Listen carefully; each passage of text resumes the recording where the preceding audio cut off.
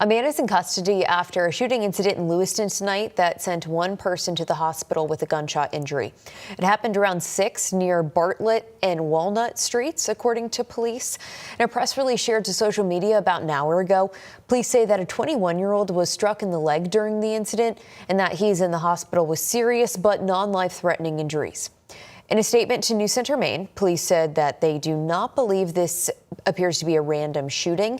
After interviewing several witnesses, a suspect was identified, 20-year-old Ethan Perea of Lewiston, according to the press release. He has been charged with attempted murder and elevated aggravated assault. Norway police have arrested a man after a shooting over the weekend. Police say James Davey shot his wife and told officers he thought an intruder was inside their home. His wife was taken to the hospital. We don't know her condition at this time. Following an investigation, Davey is now being charged with domestic violence aggravated assault. An assault investigation in Portland is prompting Cumberland County's district attorney to call for changes to Maine's sexual assault laws. CENTER Maine's Drew Peters spoke with the DA today and brings us the details. I was on a walk with my headphones, broad daylight, as I do a lot. It felt like just another day for this Portland woman who goes by Julianne on social media.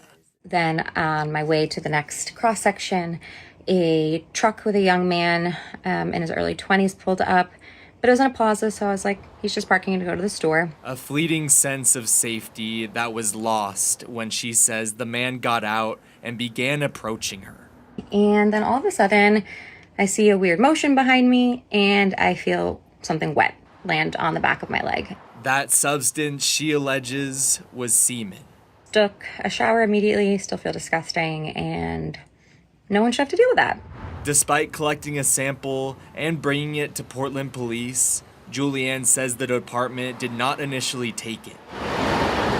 Shortly after the incident, officers say they located the suspect and charged him with assault. We reached out to the Portland Police Department right away. Something Cumberland County District Attorney Jackie Sartoris says her office pushed hard for. We said that we were concerned that what we were hearing was that the investigation was maybe not as thorough as what we would hope for. Following the request, Sartoris says great efforts have been made to collect evidence, but the current Maine statute will not allow any greater charges to be made. To be classified as a sexual assault, there has to be something more than contact with the substance.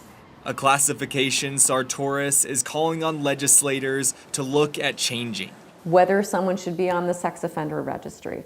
I think that's a conversation the legislature needs to have. Whether or not someone can be subject to having to take a class about gender-based violence. Hoping to curb disturbing behavior, she says her office has discovered may be connected to an online trend among a small group of young men promoting similar kinds of attacks targeted at women. Anybody who's tempted to engage in that sort of conduct needs to know that they risk not just a charge, there are serious consequences. Because we all know that that can progress to something far worse than what happened to me. That was Drew Peters reporting for us. Advocates say free confidential advocacy services are available 24/7 at 1-800-871-7741. Starting Wednesday, 3 new state laws restricting cooperation with federal immigration enforcement will go into effect. One will restrict jails and law enforcement agencies from working with ICE. Another law will allow schools and healthcare facilities to deny records to ICE agents without a warrant. And the state is banning landlords from sharing information about their tenants to ICE agents without a warrant as well. If some domestic abuse allegations against an ICE agent from Maine are true, White House border czar Tom Homan says the agent should have never cleared the vetting process. David Brulette is believed to be the agent who shot and killed 25-year-old Johann Sebastian Guerrero in Biddeford earlier this month.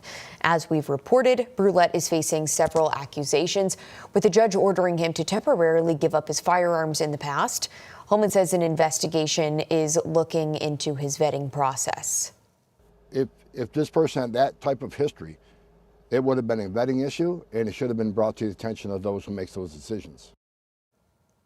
An attorney for the family of the man killed also told CENTER Maine that he is now looking into a civil lawsuit against the federal government.